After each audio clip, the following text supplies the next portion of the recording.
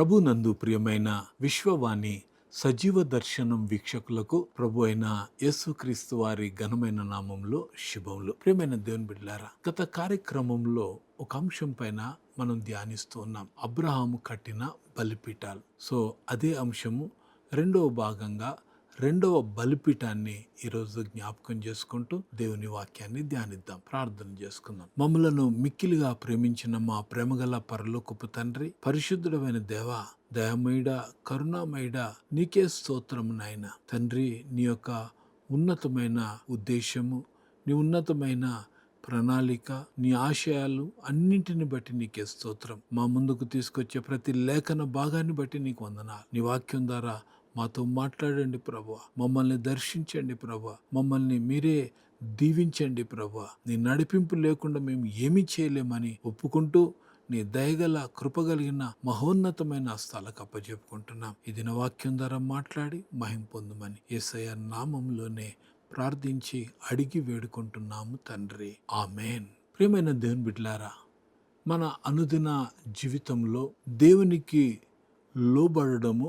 ఎంతో ప్రాముఖ్యమైనటువంటి విషయం. మనం గత వారం చూస్తూ వచ్చాం. ఆదికాండం 12వ అధ్యాయంలో దేవుడు అబ్రాహాముతో మాట్లాడుతూ అబ్రాహామును దర్శించి తెలియజేసినటువంటి ఒక మాట ఏమిటి అనంటే 12వ అధ్యాయము 1వ వచనం, యెహోవా నీవు లేచి నీ దేశము నుండి, నీ బంధువుల యొద్ద నుండి, నీ తండ్రి ఇంటి నుండి బయలుదేరి నేను నీకు చూపించు దేశమునకు వెళ్ళుము. నిన్ను గొప్ప జనముగా చేసి నిన్ను ఆశీర్వదించి నీ నామమును గొప్ప చేయుదును. నీవు ఆశీర్వాదముగా నుందువు. నిన్ను ఆశీర్వదించు వారిని ఆశీర్వదించెదను, నిన్ను దూషించు వారిని శపించెదను. భూమి యొక్క సమస్త వంశములు నీ యందు ఆశీర్వదింపబడునని అబ్రాహాముతో అనగా. ఈరోజు గమనించినట్లయితే అబ్రాహాము ఆయన దేవుని మాట విన్నాడు గాని నీవు లేచి నీ దేశము నుండి బంధువుల యొద్ద నుండి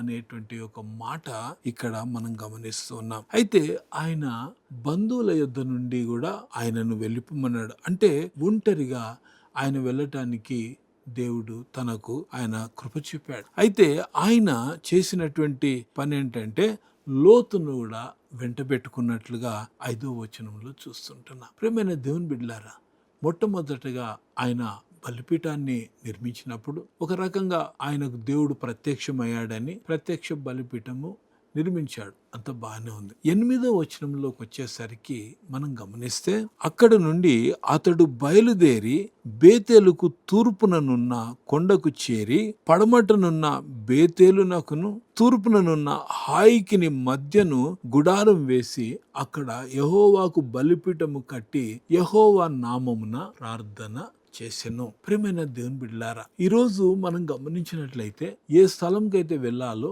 అక్కడికి వెళ్ళిపోవాలి. వెళ్ళడం, అక్కడే ఉండడం అనేది దేవుని యొక్క అనంతమైన ప్రణాళిక. కానీ వెంటనే వచ్చిన ఒక మార్పు ఏమిటంటే అక్కడ నివసిస్తున్నటువంటి ఆ దేశం నుండి మరలా ఆయన చేసినటువంటి పని ఏమిటి అనేది మనం ఆలోచన చేస్తే అక్కడి నుంచి అతడు బయలుదేరి బేతేలుకు తూర్పుననున్న కొండకు చేరి పడమటనున్న బేతేలునకును తూర్పుననున్న హాయికిని మధ్యను గుడారం వేసి అక్కడ యెహోవాకు బలిపీఠము కట్టారు. అంటే ఒక మాటలో గమనించాలి అంటే హాయికిని బేతేలుకును మధ్యలో ఒక గుడారం వేసుకొని అక్కడ నివసించి ప్రార్థన చేయడం మొదలుపెట్టాడు. ప్రియమైన దేవుని బిడ్డలారా, గమనించాలి, దేవుడు చెప్పినట్లుగా ఆయన మాట ప్రకారంగా మనం వింటే ఏ కన్ఫ్యూజన్ ఉండదు. లేకుంటే ఒక తట్టు శాపానికి ఒక తట్టు ఆశీర్వాదానికి మధ్యలో ఉండి మనం ఏదో చేయబోతే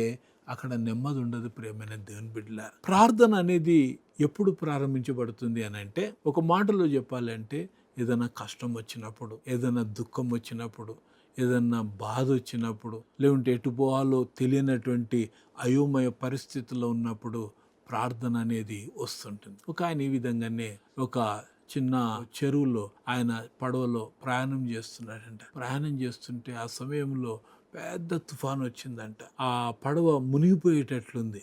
అయితే ఆయన ప్రార్థన చేస్తున్నాడంట, ప్రభువా ఈ యొక్క విపత్తు నుండి నన్ను తప్పించు ప్రభువా, నన్ను కాపాడు ప్రభువా, నువ్వు గనుక నన్ను కాపాడితే 20 సంవత్సరాల వరకు మళ్ళా నిన్ను ఇబ్బంది పెట్టను ప్రభువా అని అంటున్నాడంట. అంటే ఆయన 20 సంవత్సరాల క్రితం ప్రార్థన చేసిన ఆయన 20 సంవత్సరాల తర్వాత ఈరోజు ఆపద వచ్చింది కనుక ఆయన ప్రార్థన చేస్తూ మరలా 20 సంవత్సరాలు నేను ఇబ్బంది పెట్టను ప్రభు అని ప్రార్థన చేస్తున్నాడంట.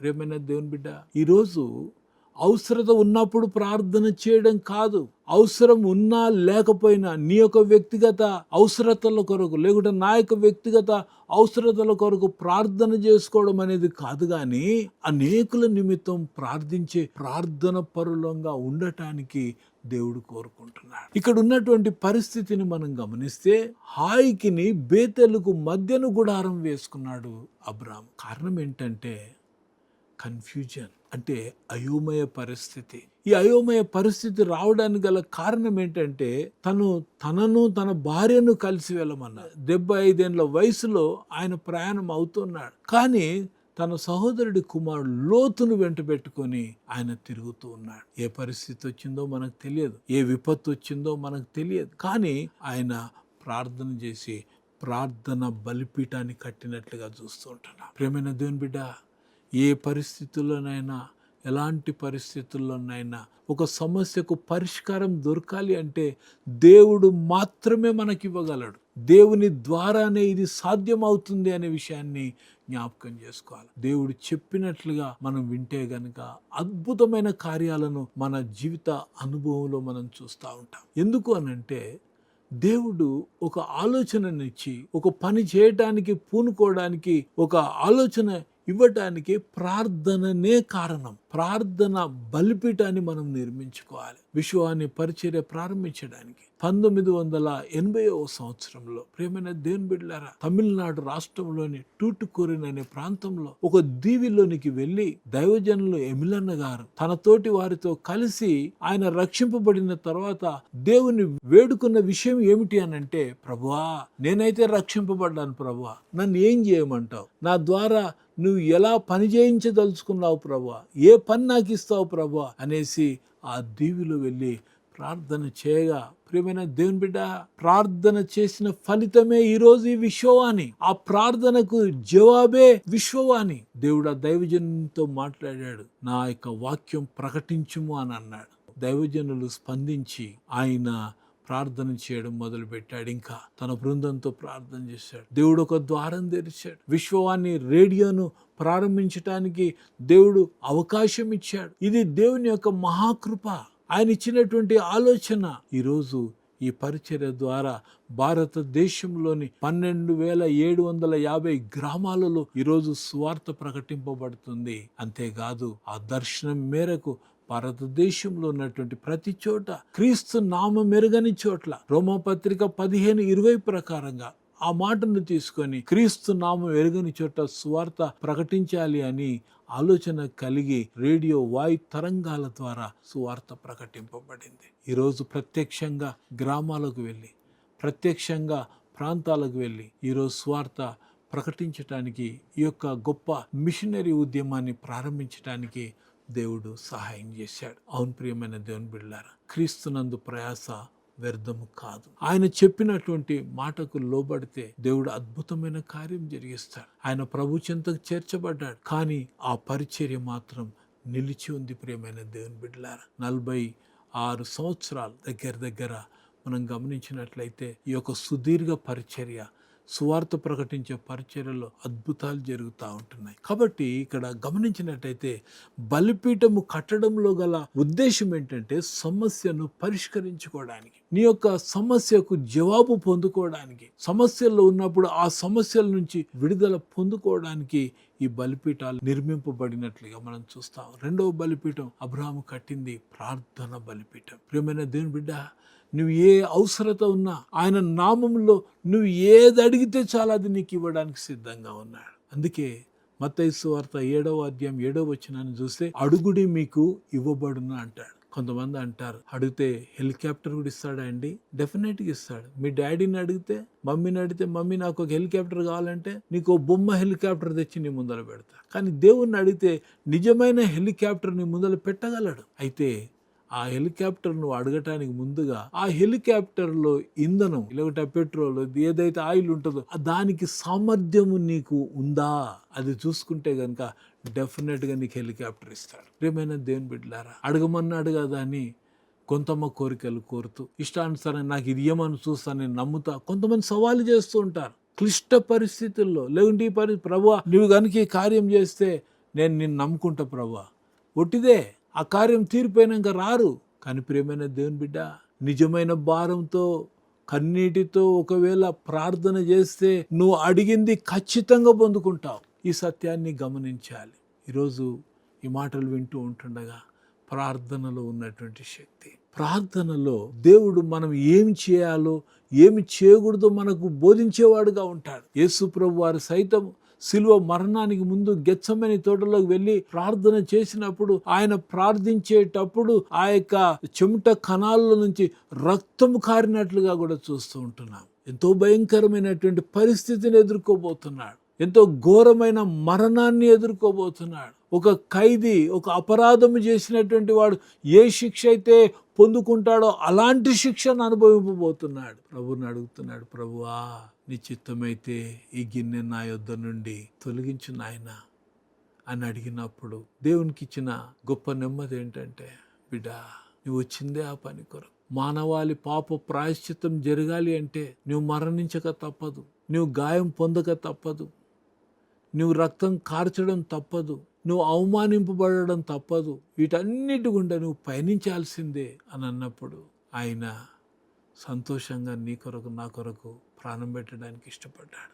శిలువలో విరహలాడుతున్నప్పుడు ఆయన 4వ మాటగా నా దేవా నా దేవా నా చేయి ఎందుకు విడిచితివి అంటాడు. ఈరోజు నా చేయి పట్టుకోవడానికి ఆనాడు ఆయన చేయి విడవబడింది. అలాంటి పరిస్థితికి రావాల్సి వచ్చింది. ఈరోజు మనం ఏ పరిస్థితుల్లో ఉన్నా ఒకటి గుర్తుపెట్టుకోవాలా, ఆయన అంత బాధ అనుభవించి కూడా ఈరోజు నా అక్కర్లు తీర్చడానికి, నిన్ను నన్ను ధైర్యపరచడానికి, కృంగిన పరిస్థితుల్లో ఉంటే, బాధల్లో ఉంటే, ఆ బాధల్లో బిడా నేనున్నా నన్ను అడుగుమో అని దేవుని వాక్యం సెలవిస్తుంది. ఎంత గొప్ప ప్రేమ దేవుంది. ఆయన కష్టపడి, ఆయన శ్రమనోర్చి, ఆయన నీ కొరకు నా కొరకు రక్తము కార్చి ఈరోజు కూడా తన 2 చేతులు చాచి అంటాడు, లోబడనొల్లని ప్రజల వైపు దినమెల్లా నా చేతులు చాస్తున్నానని దేవుని వాక్యం సెలవిస్తుంది. ఈరోజు నీ కొరకు ఎంతమంది ప్రార్థన చేస్తున్నారో ఎప్పుడైనా ఆలోచన చేసావా? సంఘ కాపరే కావచ్చు, తల్లిదండ్రులే కావచ్చు, తోబుట్టులే కావచ్చు, ఇంకా మారుమనసు పొందలేదని బాధపడుతూ ప్రార్థన చేసేవారు నీ వెనకాల ఉన్నారని ఎప్పుడైనా ఆలోచన చేశావా? ప్రియమైన దేవుని బిడ్డ, నువ్వు ఏ పరిస్థితుల్లో ఉన్నావో దేవునికి తెలుసు. నువ్వు ఎలాంటి పరిస్థితుల గుండా వెళ్తున్నావో దేవునికి తెలుసు.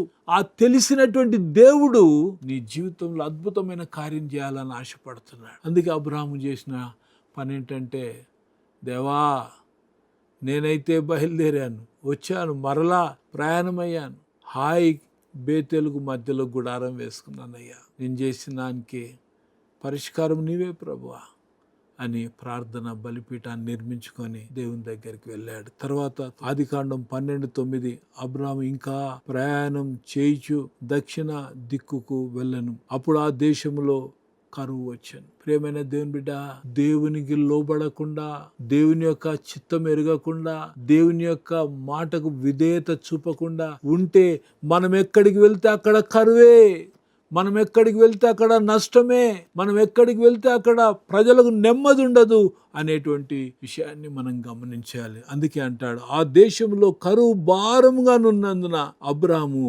ఐగుప్తు దేశంలో నివసించుటకు అక్కడికి వెళ్ళను అంటున్నాడు. ప్రియమైన దేవుని బిడ్డ, ఒక తట్టు కరువు, ఇక్కడ ఐగుప్తు దేశంలోకి వస్తే ఇంకొక సమస్య. ఇప్పుడు అంటున్నాడు, నువ్వు నా చెల్లెలని చెప్పుము అంటున్నాడు. అబద్ధం ప్రారంభించబడింది. ప్రియమైన దేవుని బిడ్డ, మనం ఎప్పుడైతే దేవునికి లోబడతామో నెమ్మది ఉంటుంది, దేవునికి విధేయత చూపుతామో సమాధానం ఉంటుంది. కనుక ఇవన్నీ జరగాలి అంటే దేవుని చిత్తానికి లోబడాలా, దేవుని సన్నిధిలో ప్రార్థన చేయాలా. ఈ యొక్క బలిపీఠం యొక్క పేరేమిటంటే ప్రార్థన బలిపీఠం. ప్రతి ఇంటిలో ఈ బలిపీఠం ఉండాలా. ఉదయం లేచేసరికి, పడుకునే ముందు, దినమంతా దేవుణ్ణి అడుగుతూనే ఉండాలి. అక్కర్లేంటో, మన అవసరతలేంటో, ఉద్యోగ స్థలాల్లో దేవుని జ్ఞాపకం చేసుకోవాలి. ఇంట్లో ఉన్న బిడ్డలు ఖాళీగా ఉన్నప్పుడు దేవునితో సమయం గడిపితే గనుక ఆ ఇల్లు ఆశీర్వదింపబడినటువంటి కుటుంబంగా మారుతుంది. అలాంటి కుటుంబాలుగా మార్చబడాలి అంటే ప్రార్థన బలిపీఠం మన ఇంట్లో ఉండడం ఎంతైనా అవసరం. సో అలాంటి కృప ప్రబిడ్లమైన మనకు దేవుడు దయచేయును గాక. ఆమేన్. మమ్మలను మిక్కిలిగా ప్రేమించిన మా ప్రేమగల పరలోకపు తండ్రి, అబ్రహాము కట్టిన బలిపీఠాలను మా జ్ఞాపకం చేస్తూ వచ్చావు. ఆయనను దర్శించి ఆయనకు ప్రత్యక్షమైనప్పుడు ప్రత్యక్ష బలిపీఠం కట్టాడు. మరి హాయికిని బేతెలుగు మధ్యలో గుడారం వేసుకున్నప్పుడు ప్రార్థన బలిపీఠాన్ని కట్టాడు. నాయనా, మా ప్రతి పరిస్థితుల్లో నాయనా ప్రార్థన అనేది చాలా ప్రాముఖ్యమైనది. మా ప్రతి ఇండ్లలో తండ్రి ప్రార్థన బలిపీఠాలు కట్టబడి ఉండాలా ప్రభువా. నీ కొరకు మా ఇంటిలోనే ఒక స్థలము నాయనా కేటాయించుకొని నీ సన్నిధిలో గోజాడటానికి మా కొరకే కాదు నాయనా, అనేకమైన అంశాల కొరకు మేము ప్రార్థించే ప్రార్థన పరులంగా ఉండటానికి మాకు కూడా ఒక బలిపీఠము నిర్మించుకోవడానికి కృప చూపమని మీ దయగల కృపగల నాస్తాలకు అప్పచెప్పుకుంటూ యేసయ్య నామములోనే ప్రార్థించి అడిగి వేడుకుంటున్నాము తండ్రి. ఆమేన్. మన ప్రభు అయిన యేసుక్రీస్తు వారి కృప, తండ్రి అయిన దేవుని ప్రేమ, పరిశుద్ధాత్మని యొక్క అన్యోన్య సహవాసం వాక్యం విన్న బిడ్డలందరికీ ఇప్పుడు ఎల్లప్పుడు సదాకాలం తోడై నడిపించును గాక. ఆమేన్.